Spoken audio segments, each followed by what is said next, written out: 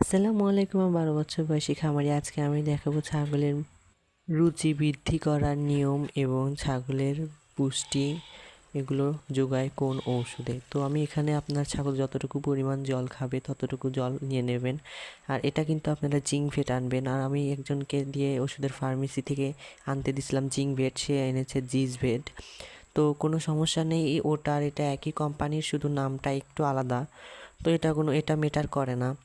তো এটা এটা আর ওটা একই কোম্পানির। তো এখানে আমি নিয়ে নেব প্রথমে এক মুখা পরিমাণ নিয়ে আর একটা হাফ মুখা পরিমাণ পর্যন্ত নিয়ে পানির সাথে ভালো করে মিশিয়ে নেব। এরপরে আমি এখানে আপনার ছাগল যতটুকু পরিমাণ আপনি নিয়মিত ভুসি দিয়ে থাকেন, আমি সেখানে ততটুকু আমি আমার ছাগলের জন্য, একটা ছাগলের জন্য ভুসি দিয়ে নিচ্ছি। আপনি আপনার ছাগলের জন্য কম বেশি করে নিতে পারবেন।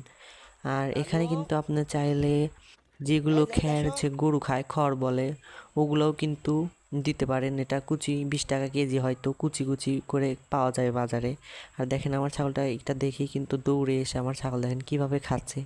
এই ওষুধ খাওয়ালে কিন্তু ছাগলের ভিটামিন, শরীরে যেগুলো মিনারেল মানে ঘাটতি থাকে ওগুলো কিন্তু পূরণ হবে। আর দেখেন আমার ছাগলটা কিন্তু এগুলো কত মজা করে খাচ্ছে।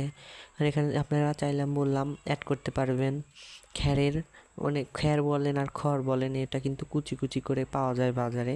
আর আমার যেহেতু একটা ছাগল, আমি সেহেতু ইউজ করি না। আপনাদের যদি বেশি ছাগল থাকে তাহলে আপনারা ইউজ করবেন, তাহলে আপনার ভুসির খাদ্য অনেক খরচা কমে যাবে।